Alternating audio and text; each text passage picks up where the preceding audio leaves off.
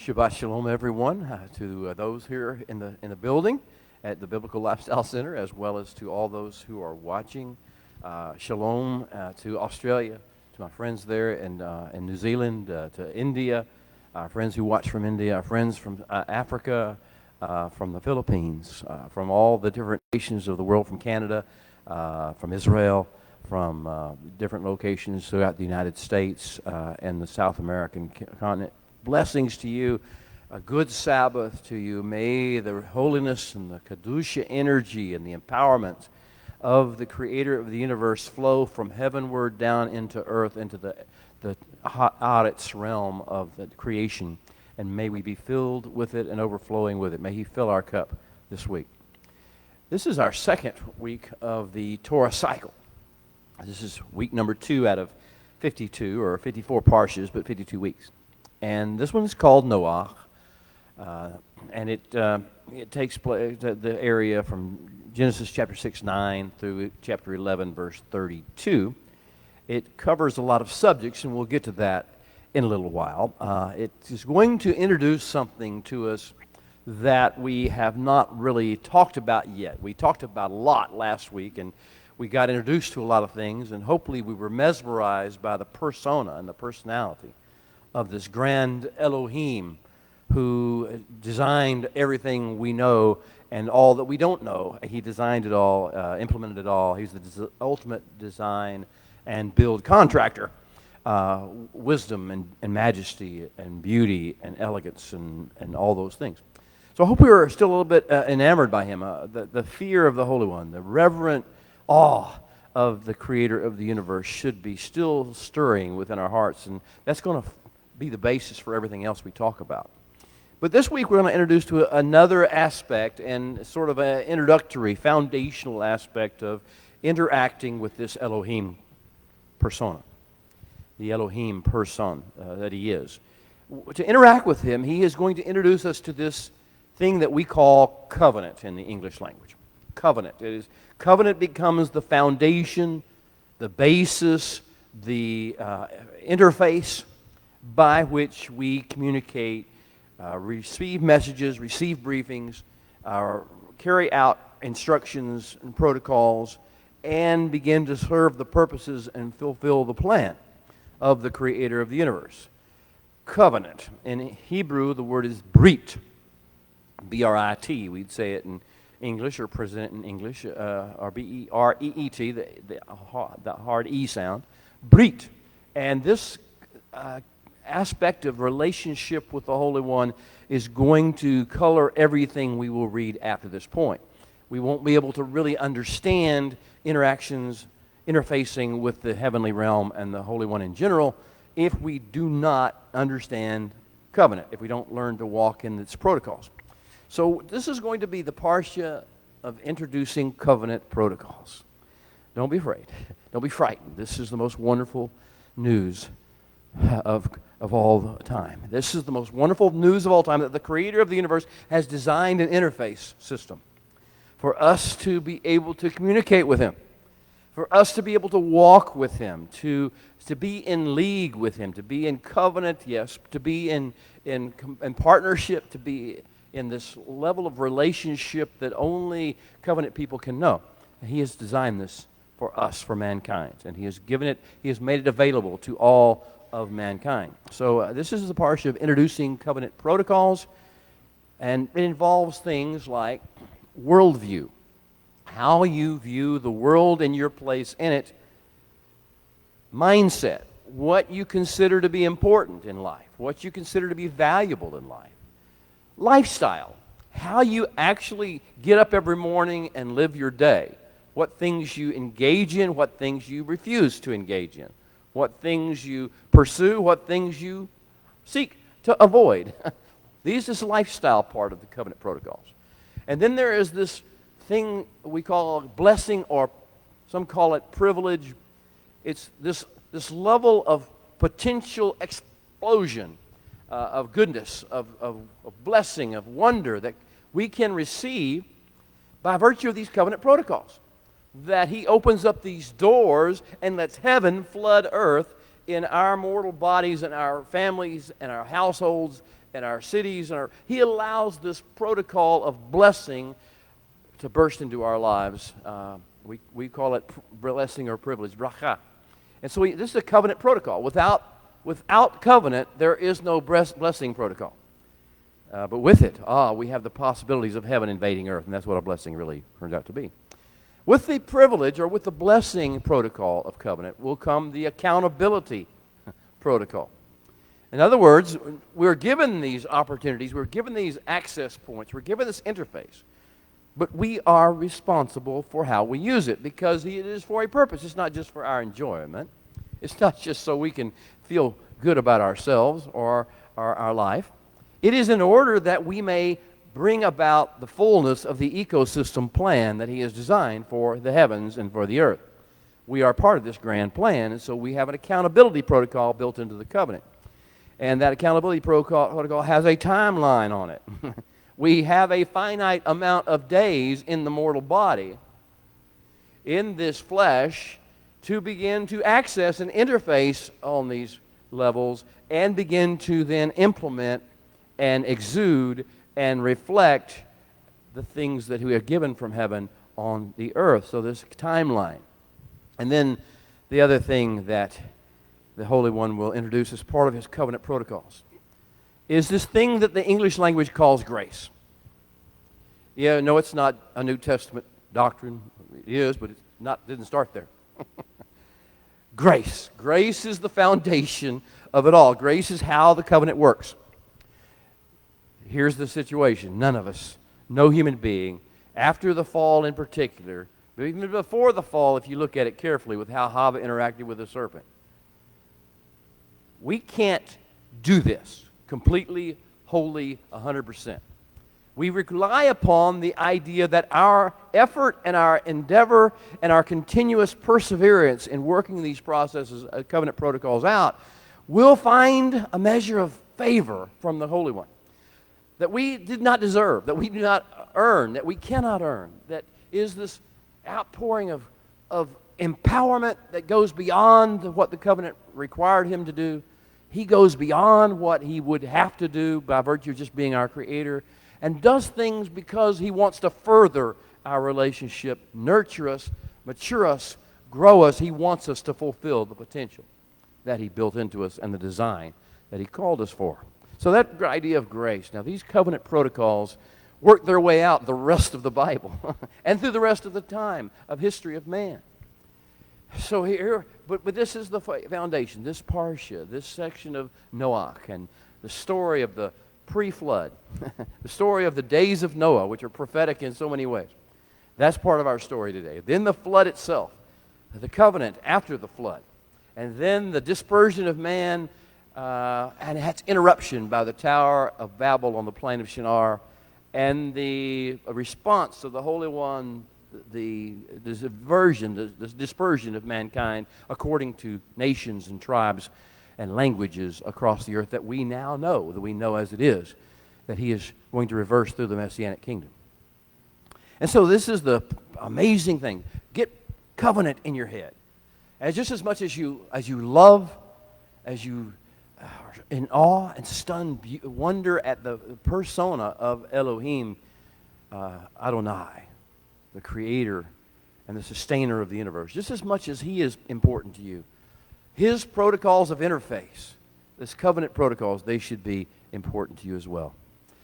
Last week in Parsha Bereshit, we met certain characters. Introductory. And the first one was, of course, this Elohim.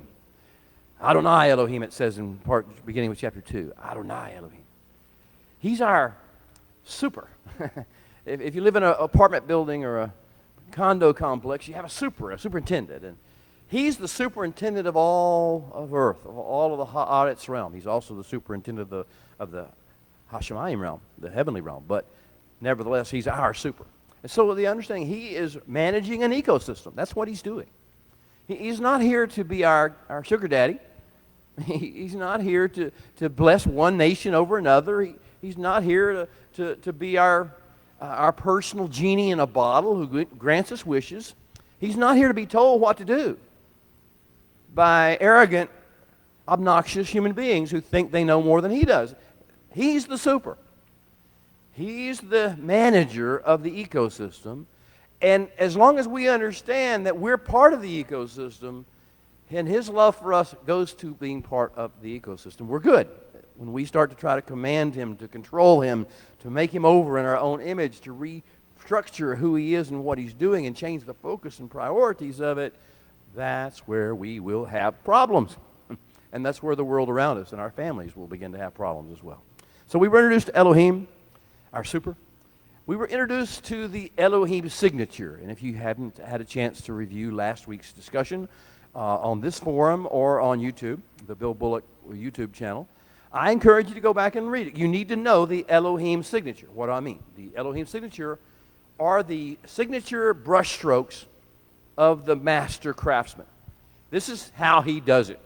You know it's him because this is how he does it. He wants you to know it. Don't know me by name. Don't think of me as being another person like you who is known by their name. The Holy One is known by what he does. The Holy One is known by how he does it. And is recognized by his brushstrokes, the brushstrokes of the master. So the Elohim signature is something we were introduced to last week. I will tell you that you can go back and listen to last week's discussion. You'll get a picture of it. But there are 12 elements, 12 unique characteristics of the Elohim brushstroke, the Elohim signature that will always be repeated. When he's acting, when he works, and he's always working, he's doing these 12 things. That's what he does. That's how you know it's him. And he will not stop until all 12 are active and operating in your life, in your situation, in your world, till you give up. When you give up, he will back off and wait for somebody else to come along. Maybe your children, maybe your grandchildren, maybe your great-great-great-great-grandchildren, maybe strangers to your bloodline. But he will bring someone who will fulfill the 12 aspects of his Elohim signature. The third thing we met, is the two offsetting realms. The Holy One sets everything in tension. He understands there's one thing on one side, and it offsets and counterbalances something on the other side. This delicate balance, everything in creation is designed as a form of delicate balance. And he started off with the whole issue of the realm of the Hashemayim, the realm of the heavens. God created the heavens and the earth, and these two are offsetting realms. They must coexist together, and there must be a barrier between them, this idea of the two offsetting realms. Everything that happens in the heavenly realm is supposed to be reflected in the earthly realm. That's why Yeshua taught us to pray. May your kingdom come. May your will be done on earth as it is in Hashemayim, in the Ha'aretz realm of the mortal and the physical realm that we live in here. It is supposed to be done what is being done in the heavenly realm. That's what the prayer Yeshua taught us all to pray says. That's the concept that he's trying to show us. There is Hashemayim, and what's happening in the Hashemayim is supposed to be reproduced in the Ha'aretz world, the earthly realm, these two offsetting realms. How are we doing on reflecting what's happening in the heavenlies? Most of the time we live in the earthly, and we try to project what's on the earthly into the heavenlies. And we try to tell him, you need to fix this. And he says, that's why you're there, to work with me to fix it. Anyway, so we introduced the two offsetting parallel realms of creation, Hashemayim. And the Hashemayim realm, it's invisible. We can't see it. We don't even know what's in there. He put some things in there to kind of give us a hint. In the fourth day of creation, he put some things to let us remind us that it's there. He put the sun and the moon and the stars in that realm. But he says what's not seen is more important than what is seen. And you know that I live there. Yeshua taught us that our Father, who is of the heavens, of the heavenly realms, of the Hashem, I'm there. You can't see me, but I'm there. And I'm filled that Hashemayim realm. So it's invisible and it's eternal. It does not go away. It's going to be there forever and ever. Our other world down here is temporal. We're here for what? We get, we'll learn today, maximum 120 years, right? I mean, that's pretty much what we're looking at. And it's going to probably, for most of us, be a lot less than that. And that's just us. But then everything everything turns over. Everything dies. Everything changes. Everything renews, restores itself. There's just a constant state of flux here. But not in heaven. In the heavenly realms. In the invisible, eternal heavenly realms, all remains All the plan is outlaid from the beginning to the end and never varies or wavers whatsoever. And then we have the issue of the heavenly realm. It is also, Hashemayim is incorruptible. It cannot be corrupted. It cannot be destroyed. It cannot be diseased. It cannot be turned into something perverse. But down here, in the Haaretz realm, in our flesh, in our mind, in our pseudo-intellect, in our cultures, in our societies, in our nations, and even the species of the animal creation, it is all corruptible down here. And that corruptibility is offset by the great incorruptibility of the heavens. And as we get the influx of the heavenlies, then we begin to see that the corruptible can put on incorruption. And the invisible can put on visibility. And the immortal can put on mortality and still bring forth the beauty of heaven into earth. So these offsetting realms. So we've introduced to Elohim. We were introduced to Elohim's signature. We were introduced to the two offsetting parallel realms. And everything else has two offsetting parallels as well to it. Night and day, dry land and water and sea. Everything within the earth as well has its parallels, and they offset and they counterbalance. And then we were introduced to the two Adams. If you haven't heard this discussion, I do encourage you, again, go back to last week. There are two Adams referenced in the first two chapters of Genesis. Adam 1, Adam Rishon, is the Adam that was like the animals. He was made on the sixth day of creation. He was filled with a nephesh. He had a mind and a will and emotions like all animals do. His was a little higher in intelligence, and he was given certain blessings that allowed him to have some level of dominion and influence upon the world. But he was still living in the flesh. He was totally mortal. He was totally of this realm. But then in chapter 2, we find the second Adam being pictured. And he's the second Adam. The Holy One takes Adam, and he breathes his own eternality, his own invisibility, his own immortality, his own eternality, all that into Adam, the breath of life. And he becomes not just a nephesh, not just one with a mind and a will and emotions, just a little bit higher than the animals. Now he becomes a creature of the heavenly realm, active in a mortal body, upon the physical realm of the earth. And now we have the possibility of an interface point. Before the covenant, we have the possibility of interface point. I've told you, this is Messiah. This is the imagery. Paul even brings this out to us very clearly in his writings. This is the second Adam. The second Adam is Messiah. And he's pictured for us in Genesis chapter 2, so we know what he's going to do. And he's going to have this ability to release upon the earth the wisdom of heaven.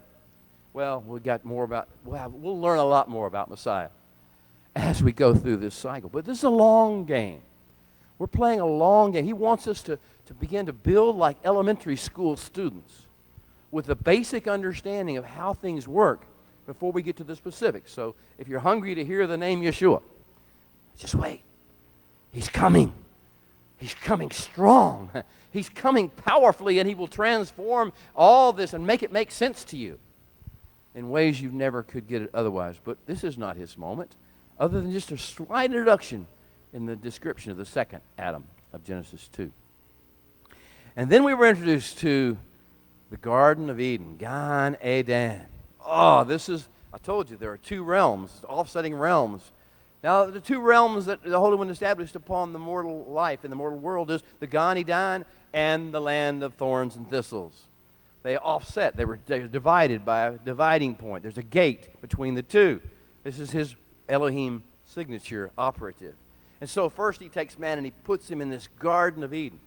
And we were designed to have this innate hunger to return, because that's our home. That's the first place man lived. That's where we saw the beauty and the wonder of a Holy One operative, and we were able to joyfully serve him and engage with his creation. We should have this hunger. I said last week, all of us were born with this invisible ink on our back saying, Eden or bust. If we don't make it back to Eden and we'll quit. There's no reason to be here. Eden, Eden, Eden. Bring Eden into every aspect of our life. Bring the scent, the flavor of Eden into our conversations with other human beings. Bring the beauty and the fruitfulness of Eden into our families and our relationships and our workplaces. Little bit by little bit. We can't make it all happen at once. We can't do this. But He's put in us the ability. He's put in us the interface to be able to release bits of Eden everywhere we go. So he introduced us to the Garden of Eden. He introduced us to this thing called mitzvah. He gave us a first. This is what the Holy One says to do and not to do. The mitzvah. What was it? Now, in the garden, there are these two trees in the middle of the garden. He doesn't tell us what to do with the tree of life. But he did say that of all the trees in the garden, except that one, that tree of knowledge of good and evil, you may freely eat. So you may freely eat, for instance, of the tree of life. But of the tree of the, he said, I've given you all this. Every mitzvah, every instruction of the Holy One comes first with a gift. If you look at it as a restriction upon your activities, if you look at it as what you can't do, if you look at it as some sort of limitation upon your ability, you've missed the whole point of a mitzvah. The mitzvah, which mitzvah means to God join with man. Join hands, join arms, do things together, co-labor. That's mitzvah, zav, to join. So we have this idea of he's going to tell us how to join with him, co-labor with him, engage with him, be one with him in action and behavior and impact. And he first gives us the gift and the empowerment. All the trees, this is a prototypical mitzvah of Torah. He said, all the trees you can have all this beauty and this blessing that I've given to you. But here's the one thing I tell you, okay, will kill you and everyone around you. Don't do this. Don't go there. And he says, do not eat of the fruit of the tree of the knowledge of good and evil, for in the day that you eat of it, you will surely moot, which we translate as die, but it means to be disconnected from your source, to be disconnected and begin to wander like your ship was moored to the dock, and then it came unmoored. And it just began to float aimlessly. And things don't usually turn out well when that happens. If your boat becomes unmoored and it gets on the waves, it usually doesn't wind up anywhere you want it to be. And it usually doesn't wind up right side up. It winds up upside down, dumping everything out and maybe sinking. That's what's going to happen when you come unmoored. So that's moot. He said, if you eat of the fruit of the tree of the knowledge of good and evil, despite everything else you've got, if you can't help but fixate on that one thing, and then you indulge it, then what's going to happen is you're going to come loose from the mooring, and eventually it's going to turn out really, really bad. That was the warning. And we met Hava. We met the mother of all living among human beings. And we saw what she did, and we won't go through the process and how the shock waves went out. We introduced, and I hopefully gave you maybe for some of you a different picture of that whole conversation between Adam and Hava. And why Adam, though he was not enticed by the serpent, why he took the fruit anyway and ate of it anyway. It was not his problem. It was Hava's problem. But Hava was his. And so as Messiah will do, as Yeshua will do for us, he took the burden she could not carry and took it upon himself and took the responsibility for all the things that she had done in violation of the instructions. And whenever the Holy One came, he recognized it, and he didn't call Hava, Aika. He called Adam, Aika. Why did he call Adam? Because Adam had taken the responsibility upon himself, the guilt, the shame. He had taken the punishment for Hava in this process. And we're never even told that Hava died. I assume she did. She's not here. But Adam, we know, died later. Well, at any rate, so we're introduced to Hava. We're introduced to the serpent, and we're introduced to, last week, to Cain and his brother Hevel, who was killed, and to his younger brother Shet, who came forth, and then to all their progeny. And finally, at the very end of last week's parsha, we were introduced to a man who will be a lot of our discussion this week. We were introduced to a descendant through Shet, through the lineage of Shet, Seth, as he's called mostly in English. The descendant through Methuselah, and the longest living of all the ancients, and then through Enoch, Hanok, his real name. All through this lineage comes eventually a man by the name of, he's called Noach. Noach, rest, a change, a transformation, a stoppage, a transcending event is going to take place through this man's life. So we introduced last week to Noach. And in Noach, we think that he found something that is introduced to us. In the eyes of the Holy One, Noach found grace. This changes everything. This is destined and designed and intended to change everything. This is supposed to be our hope. This is designed to be our motivator to keep that grace is available. That grace can be found by mortal human beings.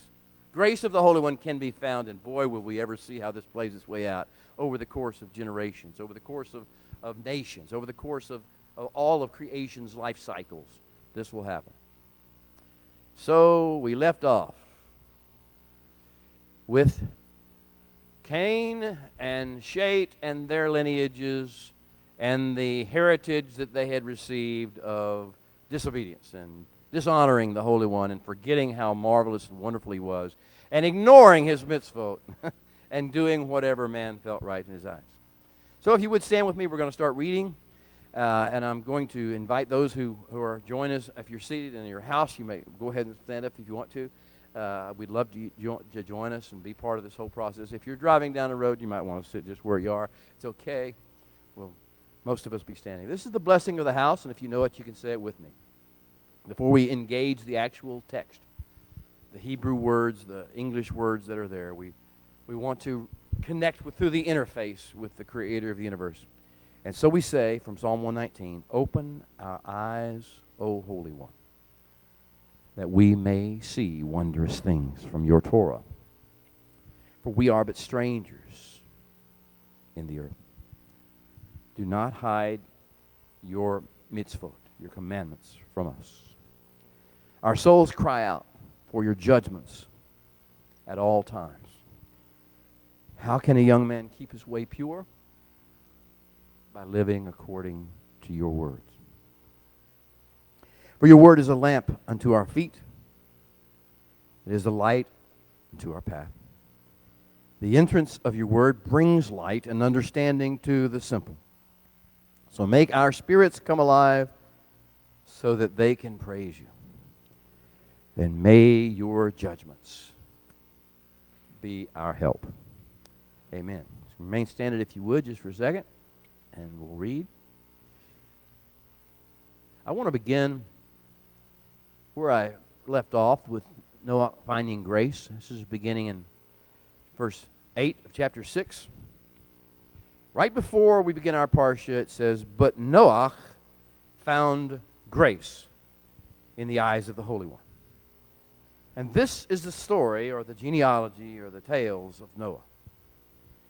Noah was a just man, perfect in his generations. Noah walked with God.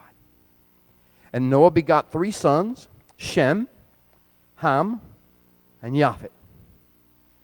The earth was corrupt very much before the Holy One. And the earth was filled with violence. And so the Holy One looked upon the earth, and indeed it was corrupt. For all flesh had corrupted their way upon the earth. And the Holy One said to Noach, "The end of all flesh has come before me. For the earth is filled with violence through them. And behold, I will destroy them with the earth. Make yourself an ark." Of English we read gopher wood. It's a gafar. Make rooms, chambers in the ark. Cover it inside and outside with kafar, pitch. And this is how you're to make it. The length of the ark is to be 300 cubits, about 450 feet. Its width is to be 50 cubits, about 75 feet. Its height, 30 cubits, about 45 feet. You are to make a window or a light for the ark, and you will to finish it to a cubit from above and set the door of the ark in its side, and you are to make it with a lower and a second and a third deck, 3 decks. And behold, I myself am bringing floodwaters on the earth, to destroy from under heaven all flesh, in which is the breath of life.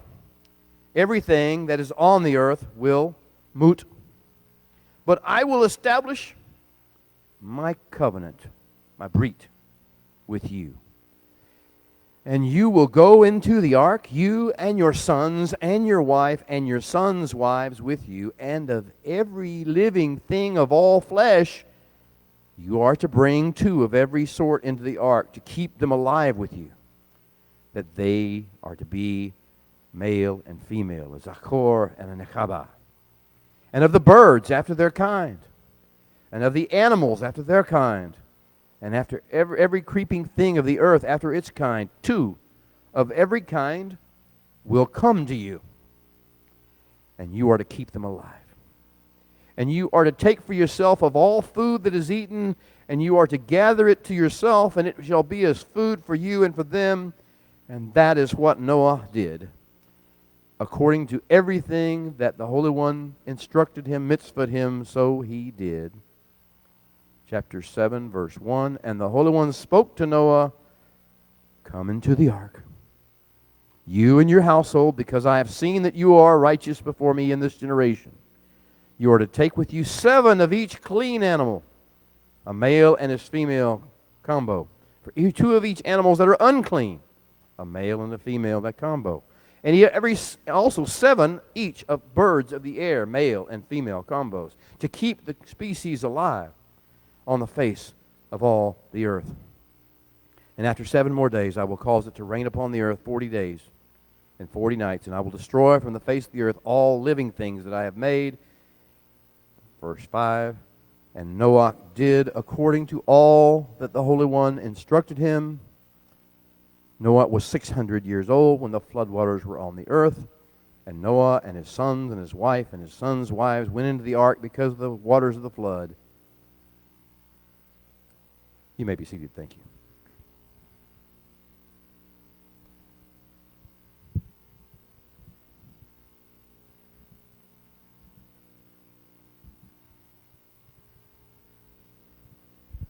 So we are introduced to Noach in a different way than we were last week. Last week we were just taught that he was born and that he found favor or grace in the eyes of the Holy One.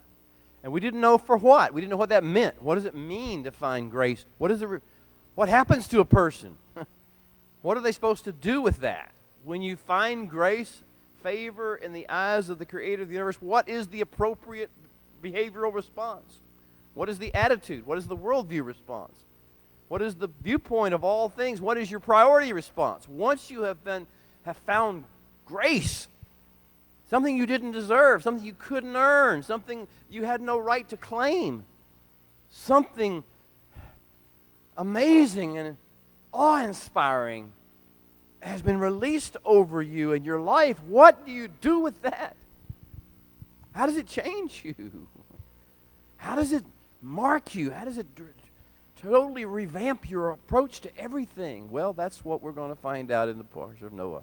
Because the next word is the first word. After it says, this is the generation, this is a story, the toldot. This is the story, the history of Noah. The Bible is full of stories. So a lot of times you'll see things and you think it's about a genealogy. And it's really about a story. The Holy One loves to tell stories because he knows human beings respond to stories better than we respond to instructions. We're not so good with mitzvah, right? Not directly with mitzvah. We learned that in the garden.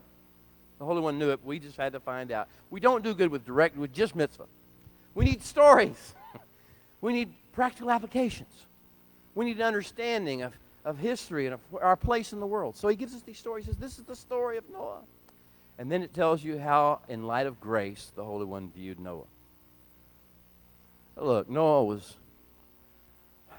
in that group that Paul describes as all have sinned and come short of the glory of God. Noah wasn't Superman. And Noah was not Messiah.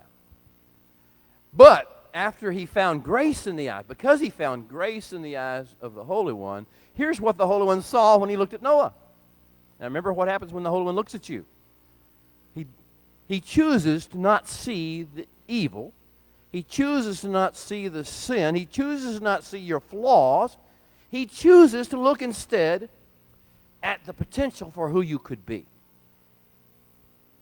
If you don't understand this, you don't understand the Elohim signature, and therefore you're sort of wandering and hoping you're not going to get smashed by the Creator of the universe as a bug. he doesn't want to smash you. He didn't design you to smash you. He designed you to see beauty in you, to bring forth that beauty, patiently nurturing it all along the way, correcting you where you need correction, directing you where you need redirection. And so the Holy One looks at Noah through the eyes of his grace. Let me just ask you this. Do you know that the Holy One is looking at you today and your children and your grandchildren, if you have them, and if you don't have them yet, but you will have them one day? He's looking at all human beings. He's looking at your enemy. He's looking at the most despicable person you know or could possibly have heard about on television, and he's looking at them, and his eyes want to focus upon anything good. It's maddening sometimes to the human being. We don't want him to see the good. We don't want to see the good. I mean, there's people in life that they come on my television. I don't want to see anything good in them. But it's not my honor. I don't have that right to just focus on the negative. The Holy One doesn't do it, and in light of grace, we should look through his eyes. His eyes are eyes of grace. But it doesn't mean he doesn't know there's messes, doesn't understand that these things they're doing or saying or thinking are destructive. But what he says is, but I can fix that if they'll work with me. And if my other people will work with me and work with them and not give up and quit halfway into the equation. Well, so Noah finds grace. And let us just look at what the Holy One sees when he looks at Noah then. Noah was Ish Zadik in Hebrew. In English, we read that, a righteous man. Huh. You and I wouldn't have thought so. You and I would never have said that. We could have looked at the pros and cons. We could have seen, because we ate of the fruit of the tree of the knowledge of good and evil, so we would have looked at it through his eyes, focusing only on the evil, and we would have said, Noah messed up, he's not good, he doesn't do everything right, he doesn't do everything, I don't like the way he does that, I don't like the way he does that. That's the way we would have looked at Noah. The Holy One says, no. You're looking at the wrong thing. Look what I'm looking at. Noah is an Ish Zadik. Ish Zadik. He is the epitome of righteousness as I see him, as I desire to make him, as I desire to fill him with myself, and as I desire to make him the second Adam example, prototype upon the earth, like Yeshua, like Messiah. He's an Ish Zadik. He says, but not only do I see him, you realize he sees you as a potential Ish Zadik, as a potential righteous man who reflects Yeshua's beauty, perfection, in second Adam style in this creation. Well, he sees you that. He also sees you as Tamim Haya B'Doratav. In English, we read that as perfect in his generations. Now, I just want you to, and it's plural, B'Doratav. I just want you to picture that when he looks at you and he sees you as being exactly what he designed, and he sees your children and your children's children and your children's children's children forever as having that very same gene, that very same potential, that very same possibility in them, perfect in your generations. And in Noah's generation, he was certainly probably better than the rest of the people that he saw, that we're going to see. He probably had done more good things, but that doesn't mean he was perfect in the sense of being like Messiah. So he sees us as Ish Zadik through the eyes of grace. When he sees through the eyes of grace, he sees an Ish Zadik. He sees we are Tamim Haya B'Doratav. And he sees us walking with him. You know. He envisions a long, casual stroll, a long journey together with us. You may not be able to see life that way. You may see life as a series of pain and struggles and difficulties and failures. And he says, no, that's not the way I see your life. That's not the way I see the lives of your generations, your children. I see them as being just a long walk with me. A long walk when we learn to know each other better. When we gradually learn how communication works between the two of us. How you begin to really become enamored by my will, by my ways, by my goodness. Not me, the Holy One saying these things. The Holy One says, I see your life as a walk, a pathway, a journey together, a road trip, a great road trip. And every step along the way, every trial we go through, I'm with you. You're never alone. You're never facing a trial by yourself. You're never facing a challenge by yourself. Be it illness, or be it damage, or injury, accident, be it loss, be it betrayal, be it bereavement, whatever it may be, you're going to face. You are not facing this alone. We are walking together, Noach. I see you through the eyes of grace. If you will understand, I will be with you everywhere you go. And I will be walking with you, teaching you my ways. If you're listening, if you're paying attention, if you're watching for the Elohim signature, if you're flowing with that Elohim signature and walking in the empowerment of my grace, then we're going to find this, everything can be overcome. Yeshua had this famous statement. It says, be of good cheer. Why? Why be of good cheer? Because I have overcome. I'm your example. We walked together. Holy One in me, I in him, the Father in me, I in the Father, the Spirit in me. We are able to walk through any situation, including the crucifixion, including the betrayal by Peter, and all the disciples, including the hatred and the violence inflicted upon his body, the actual physical death that he went through. He said, I have overcome the world by virtue of walking out this favor that the Holy One has put upon my life and staying in contact with him and walking with him through this process. So now this is how grace changes everything. The grace of the Holy One changes everything by virtue of us understanding who we are and what we're here to do and how good the Holy One is for our lives. So we are supposed to be learning now to distinguish the Elohim signature, how he does things, how he releases his creativity in these 12 ways over us. And we're to learn to distinguish that from the copycat brushstrokes of the human hand and the human mind. The fallen human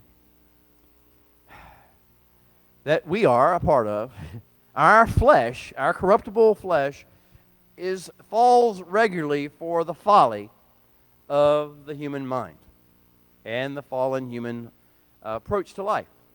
So the idea is, in the middle of falling, and people all around us falling, and getting into the folly, and getting into the vanity, and the anger, and the offense, and the emotional trauma, and drama, and the ethnic anger, and frustration, and blame game that we play. Instead of getting up all involved, there's a way to stay in the Elohim signature. But it requires you to learn to distinguish between the Elohim signature and the mankind's brushstrokes. So he's going to talk to us about that. That's the interface. The covenant will become the interface. The telltale brushstrokes of the Holy One are that he always releases wisdom and illumination, renewing the mind. He teaches, he discerns, and calls us to discern the good and the potential for good. He has us walk in humility, not thinking we're better than we are, or more important, or more knowledgeable, or more wise than we are. That's his signature, how he interacts with mankind. Also, he gives us a revelation of heaven's redemptive strategy. Instead of focusing on the mankind strategy, is to focus on what's wrong and who's to blame. You know, we talked about the flood this week. This is a short aside, a rabbit trail. We're talking about the flood this week, and a ship a boat going upon the waters, starting one place and ending somewhere else. For those of you in America, or in the Western world, or anywhere in the world, this should sound familiar to you, even if it's not thinking about the flood. There was a certain man in 1492 who got in a boat at one point with some other people, and they went and they floated for months, 3 months in that situation, and they went to another place, and this is Columbus. And now, the human mind tells you that before he got to Hispaniola, or before he got to Bahamas, the Bahamas was the first place he landed, or Hispaniola, or Cuba, or in South America, that they were all living wonderful, sweet lives. That they were all in a state of Edenic bliss.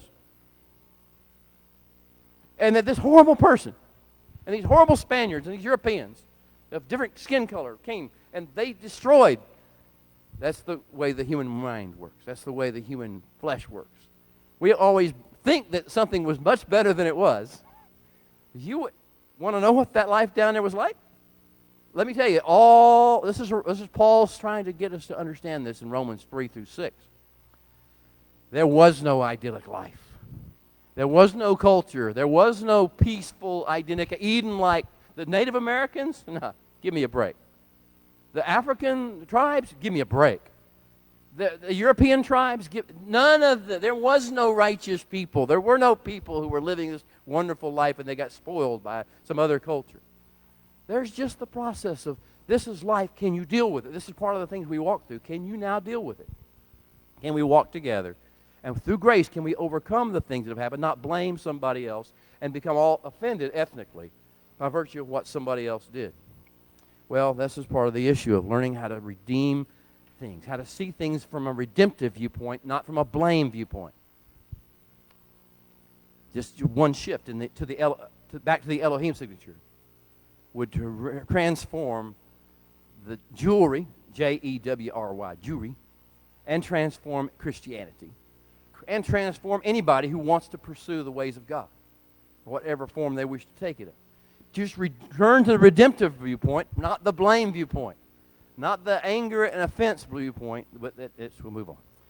Part of the Elohim signature and how it works with man is that he gives us understanding that there are processes and timing. Not everything happens when we want it to happen. That there are reasons, there are things that must be put in place. That patience is not click it and it's done. It's not, decree it and it happens. Things have to have process because there are many things being unveiled at one time that we have nothing to know about, know nothing about. And then the Elohim signature, when he moves, what you find in human beings is joyful gratitude. You can know whether the Holy One's moving in somebody's life by whether they're sour of the face and critical of the speech, or whether they are, no matter what happens, they seem to have this ability to see the good and to see joy and to speak blessings and to speak thanksgiving into the world. This is the signature of how the Holy One's movement touches humankind. Shalom. To keep our shalom. The Holy One's signature upon our lives means that allows us to keep our peace, mental peace, and keep our peace of speech, keep our peace of mind, our heart and will, and stay focused upon building shalom. Blessed are those who make shalom, make peace, the peacemaker. Why? Because that's where the Elohim signature allows, and they shall be called the children of God, because that idea of building peace. Well, not war, not conflict, not a revolution, not marching, not a protest. The Elohim signature releases into mankind the ability to love one another. It is not natural to the human being. It is not natural to human flesh in its fallen state. The ability to put other people and prefer other people's needs and desires over ours is a divine touch upon our lives, part of the grace package that comes with it. Then being able to give mercy and forgiveness rather than hold a grudge or hold an offense. Rather than accept a sense of blame or disgust at somebody else's behavior, to immediately flow in mercy and in forgiveness, realizing that it hasn't fixed anything yet, but the mercy and the grace is the empowerment to fix it if done thoroughly for a length of time with patience. Well, that's the idea of mercy and forgiveness, part of the grace package. Patience and endurance, guidance in the direction toward wholeness. Everything works toward wholeness, toward Edenic state, toward Edenic beauty and fruitfulness. And then self-denial, self-discipline, and forbearance. Not many arrogant, proud, or boastful people, not many selfish, lusty, fleshly people can testify by virtue of their behaviors that they have been touched by the creator of the universe. If you're materialistic, lusty, fearful, then what you're telling is, I'm more touched by the human brushstrokes than I am by the divine brushstrokes. Well, what are the elements of the other? What we have is the way of Cain. We have the way of grace, and then we have the way of Cain. It's referred to in the book of Jude. The way of Cain is sort of the way mankind lives now. We live by the way of Cain. Cain, what happened with Cain? We heard the story last week. Cain found a way through the co-working with the Holy One to turn thorns and thistles into a wonderful harvest crop. Food for mankind, food for his family. And he was initially thankful until he saw his brother, Hevel, bring forth a different level. And then he was jealous, and then he was competing. He said, why is mine not like theirs? Why is his not like mine, and why do I get less of a response than you get? And he was in competition. And the way of Cain is to compete and to see other people as threats, not as people to love and to bless and to nurture and to be joyful over and be grateful for, but to compete with them. And so Cain's way is to compete and then not to receive anything from the Holy One. The Holy One comes and tells Cain, why are you downcast? Why is your face fallen that way? Why are you angry? Why are you burning up inside over this sort of stuff? That's the way of Cain.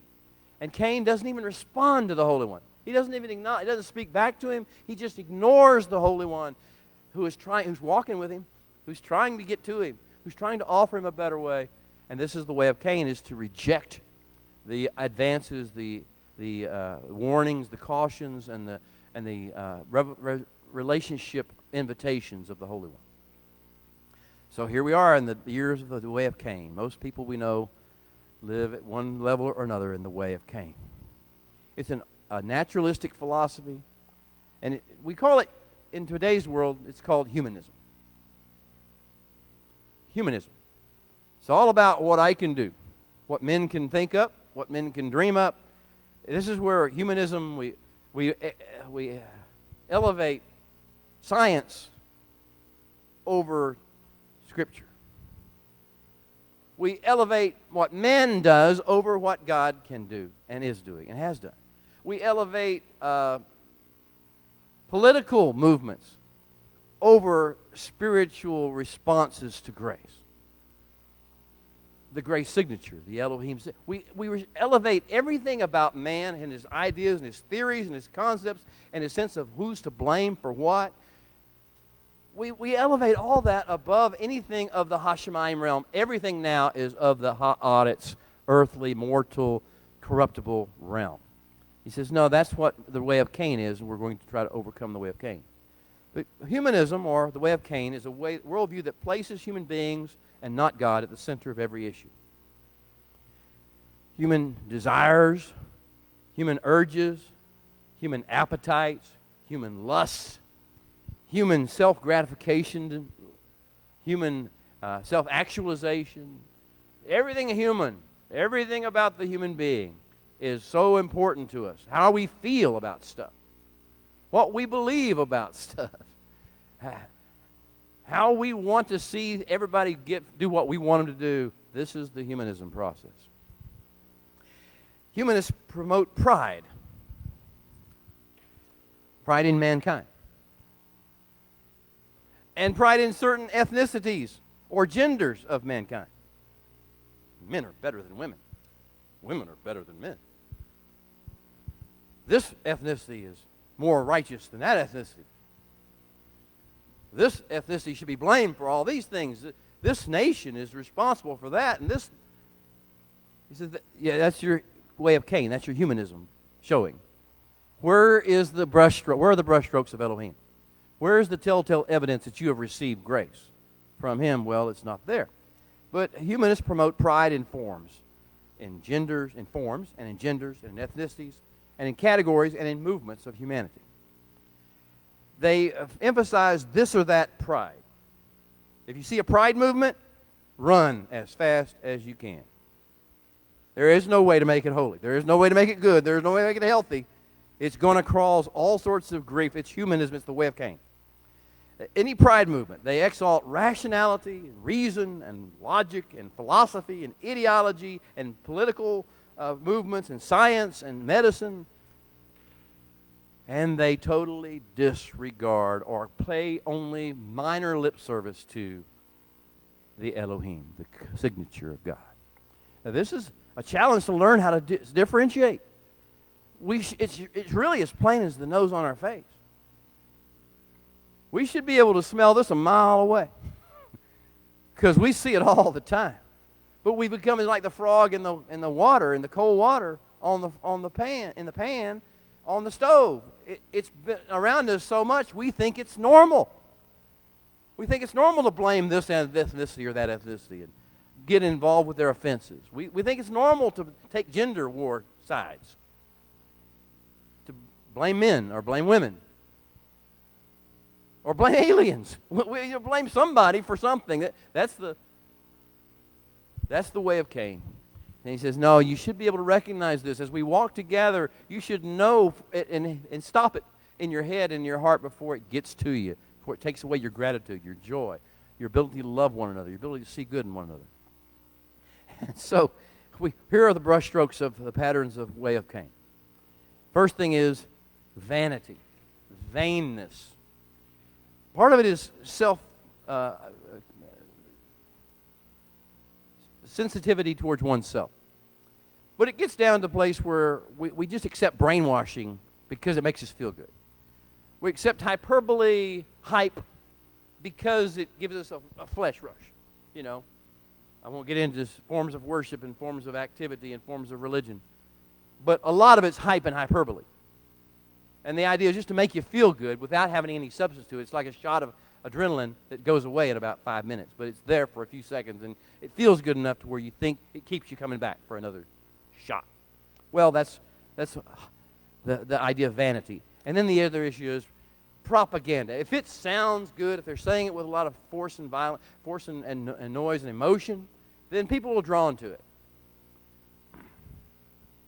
That's vanity. That's the human vanity, the way of Cain. The Holy One doesn't scream and yell at you. I mean, the Holy One doesn't speak with you and stir up your lust. The Holy One speaks, and He speaks to your spirit, eternal, immortal, incorruptible spirit within you, and says, you will respond if you're still alive in there. I don't have to hype you. I don't have to promote you. I don't have to put you in some sort of a form. Well, that's one of the elements of the telltale patterns of the way of Cain. Next thing is fixation upon human doers of good, and evil. Usually it's focusing on those who do evil. You know, the psalmist caught it. David says, fret not because of evildoers. That's the way of Cain. That's the way of Cain. That's the way of humanism. And it's like it hits our ears and we say, yeah, I don't. But then the first evildoer we see, immediately it puffs back up and we're back into fretting over evildoers again. We're fretting over political evildoers. We're fretting over medical, scientific, claiming them to be scientific evildoers. We're fretting over ethnic evildoers. We're fretting over gender-based evildoers. We're fretting over all of these evildoers. He says that's the one thing that tells you you're in the way of Cain. That's one of the main things. Well, we fixate upon doers of evil. We take pride in external things. The way of Cain is to take pride in something you didn't even have any control over. The color or the pigmentation of your skin. You're proud of that? You're proud of the fact that you let your desires for one particular kind of sexuality, you're proud of that. You take pride in external things that have nothing to do with the eternal or the incorruptible spirit. They only have to do with the flesh. Well, that's another way. Another thing is the absolute opposite. The way of Cain is to focus on the absolute opposite of the redemptive plan of the Holy One. God is always seeking to redeem. He's a redeemer by nature. He's always calling forth redemption. He always has a plan and a strategy to bring forth redemption. It may be patient and require a lot of time and a lot of engagement with us, and it may take generations, but he always has the plan, and that's what he says focus on. But the way of Cain is to focus only on what's wrong and what I don't like and how I judge it and criticize it and blame it. Well, I could go on. Fear, depression, and discouragement. Anytime you see someone who walks in fear, that means they're following the way of Cain. They have lost they've left their hands. They've come unmoored. Their ship is loose from the moor. Because if you're at the moor, you're walking with the Holy One, and in His presence and in His love there is no fear. Perfect love casts out all fear. So this idea, when we begin to find ourselves falling to fear. Depression. Now, I don't ever mean to go too far with this, because I know that there are people who are clinically depressed, which means that you didn't have the skills to be able to fight off the things as you needed to, and therefore things have happened, bad things have happened, and you've gotten to a place where you need some help. I get that. But we should learn to fight off the depression before it begins to get to that level. You must learn to recognize it, smell it when it's coming, because the world will tell you why you should be depressed. The way of Cain is to tell you there's so much to be depressed about, so much to be frustrated about, fearful about, angry about. I don't want to hit this too far. Impatience, easily distractible, exaltation of self-will. I'll go on. In the days of Noah, Yeshua will return to this phrase multiple times in his discussions. The days of Noah are important to understand the days of Noah. And Torah gives us the introduction to the days of Noah and tells us what the days of Noah were about and how you recognize the days of Noah, when the way of Cain has prevailed upon the earth. When the way of Cain prevails upon the earth and the way of Elohim, the Elohim signature, is only found in a few, or a very small remnant, or perhaps really not being found very much in anybody, then here's what's going to happen. There's a day, the days of Noah. And you know, most people always refer to it shorthand by saying, and they were marrying and giving in marriage, and they were eating and drinking. Show me a generation ever where that hadn't been going on. Perhaps if you understand the way Hebrew thought works, you understand that you incorporate bigger things by reference than what's actually spoken. The whole idea of what was going on in the days of Noah, or what Yeshua is talking about. Not just eating and drinking and giving in marriage, because everybody's doing that all times. And that's not necessarily limited to the mankind's process, but what else happens? So you should pull forth out of the Torah the story, the description that the Holy One gives to us about what the days of Noah were really like. Well, here's what they were like. The Holy One said, "My spirit will not contend with man forever, for he is indeed flesh." His flesh has eaten him up. The spirit part of him is not active, the flesh part's operating. "Yet his days will be 120 years. And the Holy One saw that the wickedness of man," the ra'ot in Hebrew, "the wickedness of man was great in the earth, and that every intent, every yetzer, everything he devised, everything of man, his intent or his divisions of the thoughts, the calculations, the computations, the reasoning of his heart was only raw, only evil, continually." This is the way of Cain. This is what happens when you walk. This is the days of Noah. The days of Noah, every thought, every calculation, every theory, every aspect of how men think is only, we read it as evil. But raw means self-indulgent, self-gratifying, that which is designed to make the self more important than God is. So it's not moral evil, although it may have that implication. It's not that. It's about the issue of drawing people's attention, your attention, directly to your own self-will.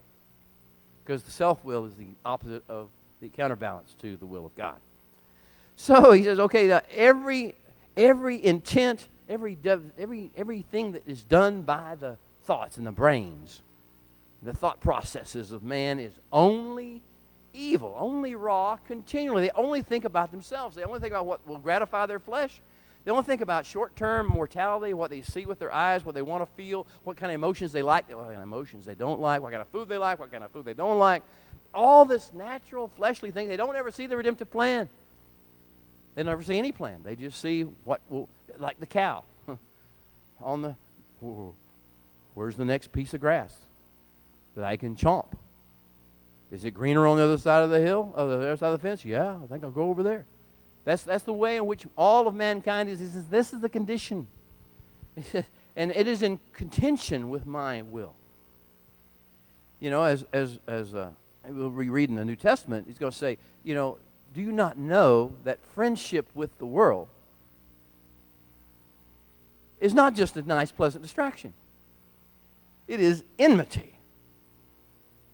It is declaring war on God. Friendship with this world, attraction, infatuation with the things of the flesh and the mortality and the lust and the appetites and all the stuff down here that you get infatuation with, it is you have lost your connection with my army, and now you're the enemy. You're the adversary. You're spreading the negativity of the way of Cain. So, in Genesis 6:6, it says, and the Holy One was sorry that he had made man on the earth. And he was grieved, atzav, he's laboring in his heart. And the earth was corrupt. So we've already learned that man, and he has become ra, focused on self, and self-aggrandizement, humanism. And now we're learning that something has happened as a result in the earth. So he says, and the earth was also corrupt before God, and the earth was filled with violence. So there's two elements of this process. The first element of the way of the days of Noah is that the raw nature and the activities and the thoughts and the concepts and the speech and the behaviors of man has become so focused upon self-will and self-planning and self-delight that he has corrupted everything in the world, even the other species. Animals, you know, there is a strong belief by the sages, many of the sages, that, you know, lions eventually were created as grass eaters, or as, and all things we now know as predators. We're able to live together and work together, and this is the way it's going to be in the Messianic kingdom. You know, you read the stories in Isaiah, and most people think it's a lion. The wolf will lay down with the lamb. Why will that happen? Because they will no longer be predators. There is this corruption that's taking place. It's called people to become predators and eaters of carrion and make things unclean in this world because someone's cleaning up the garbage of all the negativity, the corruption.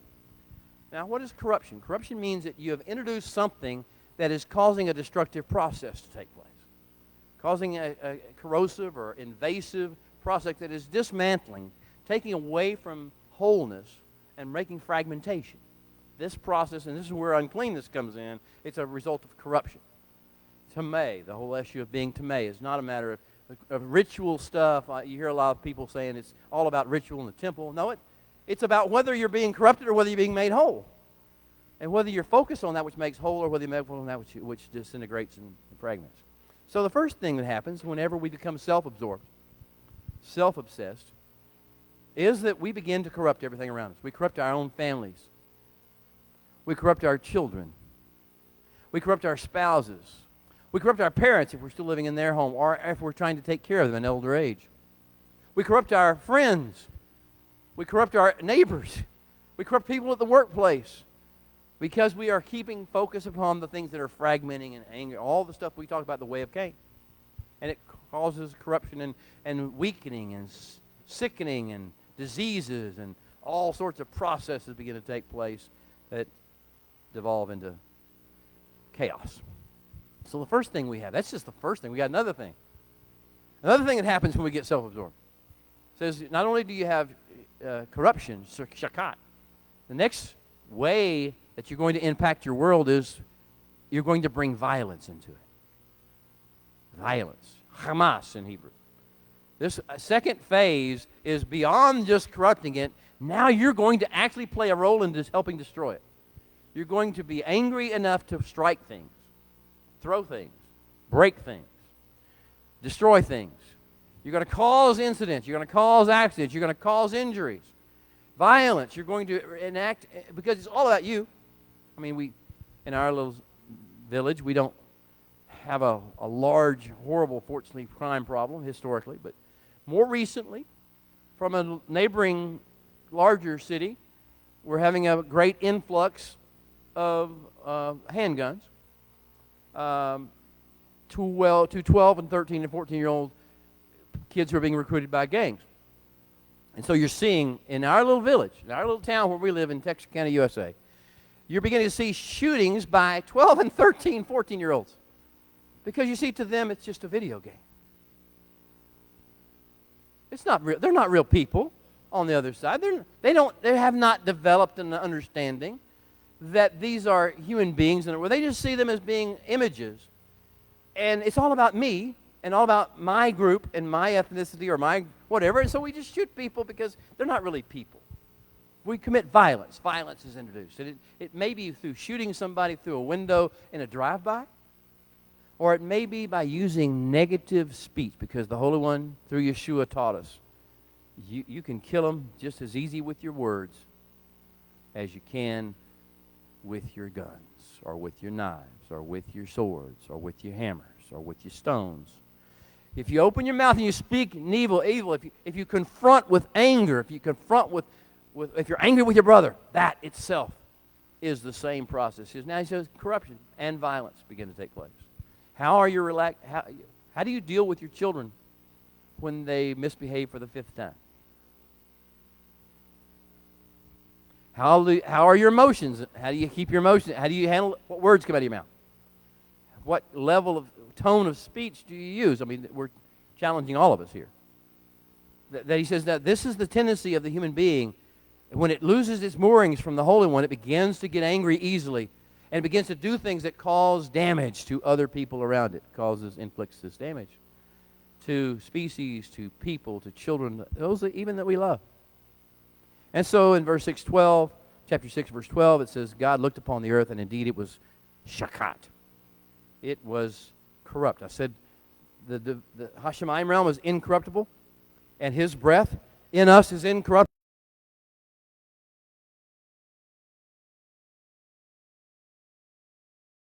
Secure.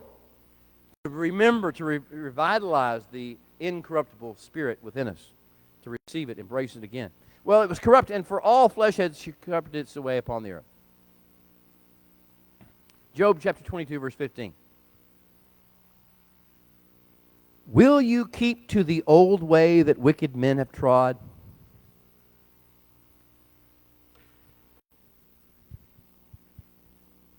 Will you keep to the old way that wicked men, self-absorbed, self-obsessed, ungrateful, unhappy men have trod?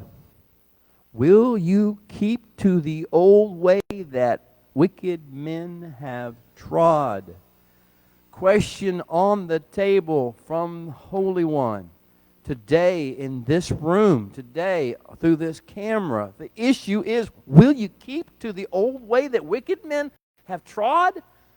Or are you ready for a change? Are you ready for a shift? Are you ready for a transition? Are you ready to receive the empowerment and to walk in the plan of the Holy One? Well, it says, will you keep the old way that wicked men have trod, who were cut down before their time, and whose foundations were swept away by a flood? They said to God, depart from us. What can the Almighty do to us? A whole lot. That's not his first plan. But if you forget who he is, if you get what he can do, if you get how dedicated he is to his creation, I mean, never underestimate the commitment that he has to the continuation of his creation. It supersedes his affection for you. Because you see, he knows he can make another one just like you.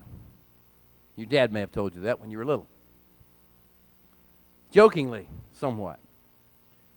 But the Holy One says, look, I'm going to give you chance after chance after chance. I'm going to give you calling after calling after calling, Cain. But you're on the clock. There is an appointed time. There is a limit. And when it's time, you don't want to face me then. Because that will be the moment in which I realize, in order to preserve my creation, you've got to go. you're breaking the balance. You're overloading the balance. You're going to destroy the whole process. And I want to give you grace, but you will not receive it. So therefore, this is the flood. This is the whole idea of the flood. He says, whether you call it the flood, the next time it's the fire, whatever it's going to be, understand that as wonderful and as good and as peace-loving and as grace-giving as He is, there is a limit beyond which He will not allow you to go for the sake of continuation of creation. He cares a lot more about your bloodline than you do. He cares that your children and your grandchildren and your great-grandchildren and unspoken generations to come will not be corrupted by you any more than you have. And if you're not willing to stop, He said, I will take you out, not because I'm angry with you, because I love your generations, because I love my creation, because I'm going to build the kingdom of heaven, and you're standing in the way. And you're stopping other people from getting in the way as well. Well, I want to move on then to the end of the story. After the flood, after the waters recede, a whole year the waters are on the earth. And we're coming to this month that we're in, the second month of the creation year, Heshvan. This is the third day of Heshvan. And now we're in the month in which the flood was over, the waters receded, and the ark came to rest on Ararat. Not where it started, but where it ended. It came to rest on Ararat, and now it's sitting empty and abandoned and beat up and battered by the storm, but still standing. And Noah and his family don't live there anymore. And the animals don't live there anymore. And it's just an abandoned shell. But outside of this now, a new world is taking place. Same world, but renewed, like the moon. It's the same moon, but it's renewed. Like us in the covenant. Same covenant, but we're renewed in. So here we are. The new covenant, the new era, and the Holy One speaks to Noah. And he says, I'm going to now cut that covenant with you. I started the process of covenant in motion. I put you on the boat, and you survived. Told you would. Sometimes you didn't think you were going to. Sometimes you thought you were all alone in that boat. You weren't. I was there. I was with you. We walked through this flood together this year on this ship with all the sound and this fury and the lightnings and the thunder and the waves. All the things you thought were going to kill you. He said, I was with you the entire time. Now we're going to start. How are you going to start all over again? He says, now, here's the one thing I want you to know. From this point forward, we're operating in the protocols, in the interface of covenant. And here's my covenant with you. I trust you. I will trust you with the future of mankind and this earth. I will trust mankind, my remnant of mankind, with the future of earth. I will never again do this flood thing that you saw. I'm going to tie my hands behind my back, and I'm going to put my trust and my faith in you, Noah, and in your sons, Noah, and in their sons and sons' sons. And I'm going to keep with you, mark with you all the way through this. And I'm going to show you a sign in the heavens to remind you that I'm still with you. And you'll see the rains come. You will see the rains come. This is not going to be every day's a sunny day. You will see the rains come, and they will come, and you will wonder, oh my gosh, is this going to be it? And then you will see it in the heavens. The light will refract through the water molecules, and suddenly you'll see colors in the shape of a bow aiming towards heaven, offering you the weaponry to do to me whatever you desire truly in your heart to do. And the weaponry of mankind to be reflected against me. And he says, he knows he's going to do that. Men are actually going to do that to Yeshua. They're actually going to inflict that weaponry against Yeshua. That will be the crucifixion. That will be the death. He says that will not stop it either. That will not end it either. And so he says, I'm going to give you this covenant. He says, now here's the one thing. The one thing, the beginning point of our covenant is this. Do not shed blood. We're going to build off of that. There's a lot more to do, but you didn't get the first mitzvah down, right? We're not to shed blood. He who sheds blood by men, his blood will be shed. It will happen as well with the animals. If a certain species sheds blood, that another member of that species or another species will shed its blood. This is the way the systems work. So I'm trying to keep you focused upon life and upon the sanctity of life and upon the idea that each person, each creature, has its own unique realm and purpose. And so do not, without taking extreme care and following my instructions, do not ever shed blood. And then he goes on. So he goes on. And so what happens is he says, I gives them a new blessing. Renewed blessing. Same blessing. Go. Be fruitful. And spread over the earth. And take dominion. And he says, adds one thing. He says, now to that blessing, you're going to scatter yourselves over the face of the earth. Go throughout the world. And so, is the way of Cain over yet? No, not yet. We could skip through some of the issues with Ham. But let's get to the Babel, the Tower of Babel. Here comes Nimrod, one of the sons of the grandsons of Ham, great-grandsons of Ham. And Nimrod builds a city in Shinar. First city that we have built. The first city of, he builds a city of Shinar, and he makes it he's a mighty killer, a mighty hunter, it says in some versions. And he doesn't just hunt animals. He's not supposed to shed blood, right? Without following the ways and the will of the Holy One. He's not just to willy-nilly kill animals. But he does, and he hunts men, too. And he controls. He's a controlling person.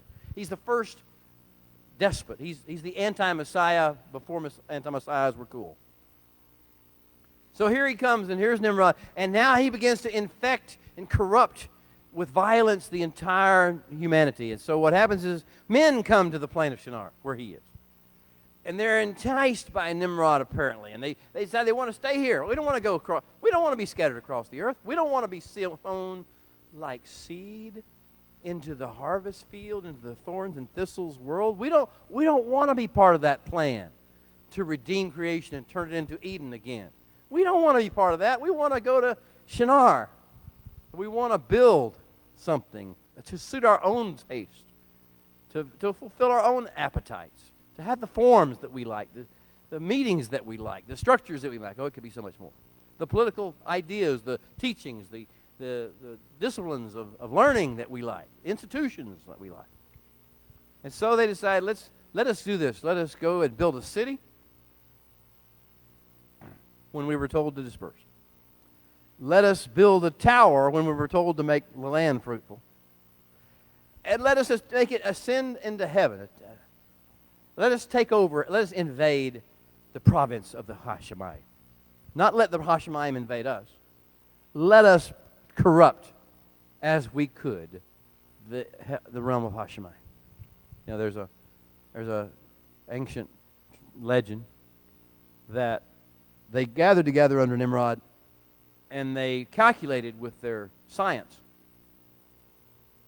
that it was in the year 1656 from creation, which equates to, according to some, 2105 BCE. In the year 50, the flood took place in the year 1656 after creation. So they deducted, with their reasoning, with their logic, that this is an event that could happen every 1656 years. We have to prepare for this. This is a climactic climate change process we must prepare for. We must legislate. We must direct. We must build a building, a tower, high enough to get more than 22 cubits over the highest level of the flood that took place in 1656.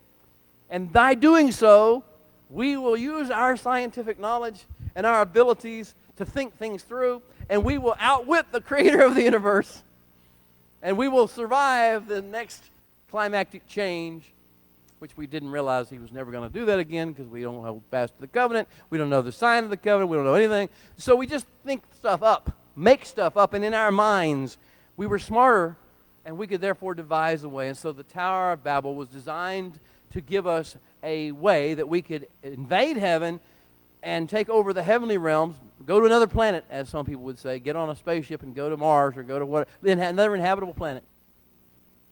escape the things of happening on the earth, and prepare for what scientifically looks like a trend that we see happening on the earth. Well, I hope you can see how the way of Cain's operative and functioning today. And the whole one says, that ain't going to happen.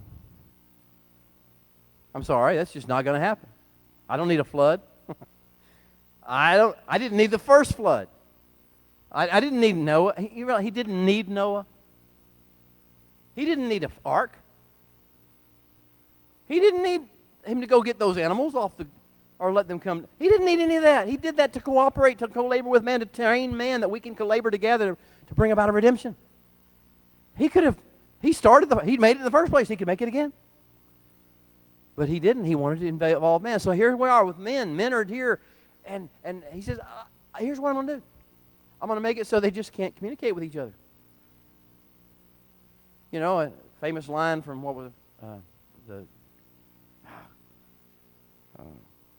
I can't remember the name of the movie, but 24 hours or something. It said 48 hours, whatever it was. And it said, do you understand the guy from China, the cop from China was in one seat, and the black guy from L.A. was in the other seat, and they were trying to work together, and the one guy said to the other, says, do you understand the words that are coming out of my mouth?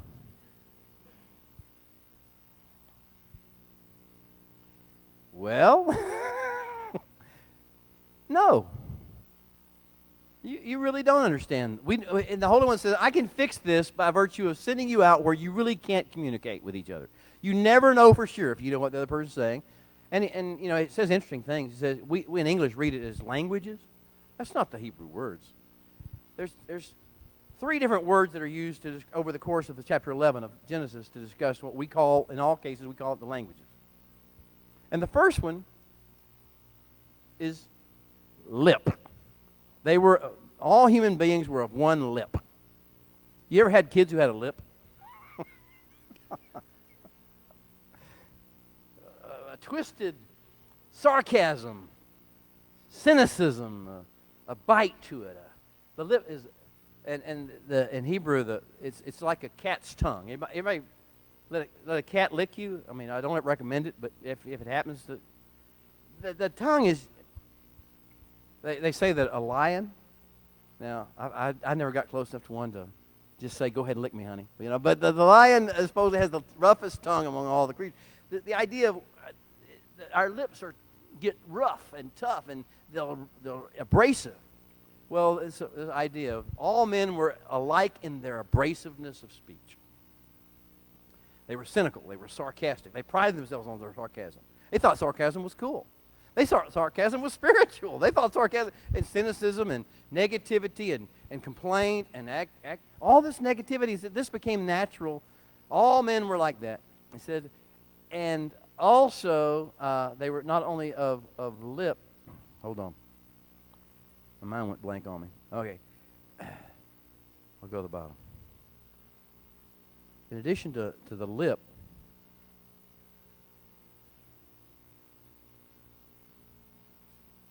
that's what happens when you got multiple pages. Okay.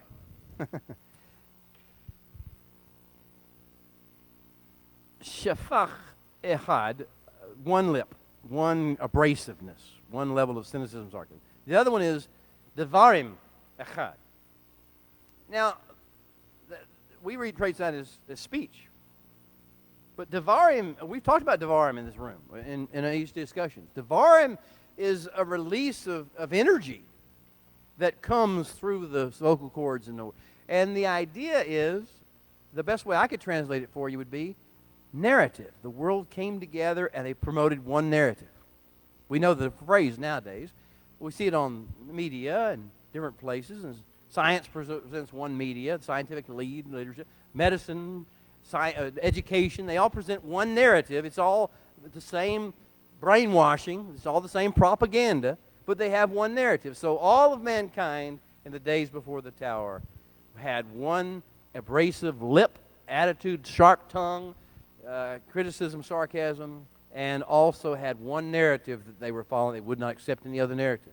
They would censor any other narrative. They would stop you from saying anything that was not according to their narrative. Well, hello. Welcome to 21st century. And the Holy One says, now you want me to send the flood. You want me to wash away the evildoers.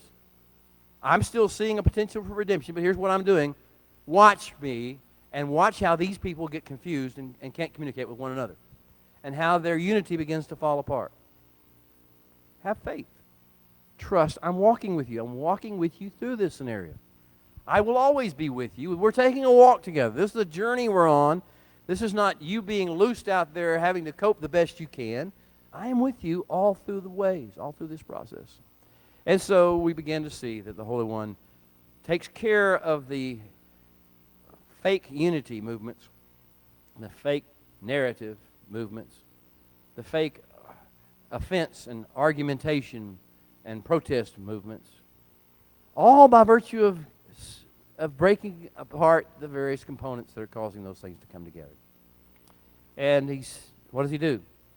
He sends men back out. All nations, all races, all people, all back out, all sons of Noah back out into the world to populate the earth, to fill every nook and cranny of creation, to build and plant and begin to open up an ecosystem that will honor and glorify God. When will it all end? The Holy One will establish it exactly as he promised he would. Like the Garden of Eden, Messiah will come. On the earth, not in heaven. This will not be in the heavenly realm. This will be done on the earth. This was his plan all along. That's why we keep talking. Paul keeps talking about 1,000-year reign. Yeshua talks about 1,000 years of reign. There will be an earthly kingdom, and it will be upon the earth, not in some heavenly sequence somewhere. And this is the idea. He's going to bring this to pass, and those of us, hopefully, who have heard that question be asked, will you continue to follow the wicked ways of those who've gone before you? Or do you want to see the vision fall? Are you ready to step into this one stage at a time of this vision, the beautiful vision of Messianic kingdom upon the earth? Now, it will not happen without Yeshua's return, but we need to prepare for his return. His return will be the ultimate catalyst that brings it to pass, and he will begin to appoint people and places to be responsible for. He wants people ready to go and do that, who know his Torah, who know his ways. And so what we find out is that Noah, two things about Noah before we quit. One was, he found grace. Before anything else happened, he found grace in the eyes of the Holy One. Before he did the ark, before he did that stuff, before he was seen as a righteous man, he found grace. Step one is to find grace. Step two was, twice it says in there that exactly as the Holy One told him to do it, thus he did it. As far as the ark goes, as far as bringing the animals goes, as far as leaving the ark when it was time to leave. He did everything exactly according to the way the Holy One told him to do it. So we have a combination of two things that we'll see in the book of Revelation and other parts of Scripture. We have grace, and we have Torah. Two sides of the same coin. They're all you can't separate grace from Torah, because grace leads to Torah. Torah doesn't lead to grace. Grace leads to Torah. What does that mean? That means that if you have in fact received a touch of undeserved love and favor, forgiveness, mercy, kindness from the Holy One, from the Creator of the universe, your natural response is to do his will as he said to do it. He gives you the instructions as to how to do it. You're not doing it to earn his favor. You're doing it because you have his favor, and you can't desire anything more than to do his will. That's why Yeshua said, my favorite quote, I have come in the volume of the book, not in my own idea of what's right and wrong. I have come in the volume of the Torah to do your will. My God, I delight to do your will. Well, this is why the book of Revelation says those who have the testimony of Yeshua and the commandments of God. Every time you see it happen, they have the testimony of Yeshua and the commandments of God. That's how the end game works. That's how it works toward the kingdom of heaven. That's how we see the kingdom of heaven begin to come down upon the earth, when you have this beautiful combination of these two things working together. And this is how it will actually be manifested to the world during the millennial kingdom. It's time to go. Shabbat shalom to all of you. May you walk in accordance with the Hashemayim realm coming down into you. May the influx of the heavenlies flow into your spirit. Awaken your neshama. Awaken your inborn spirit of the living God, the Holy Spirit within you.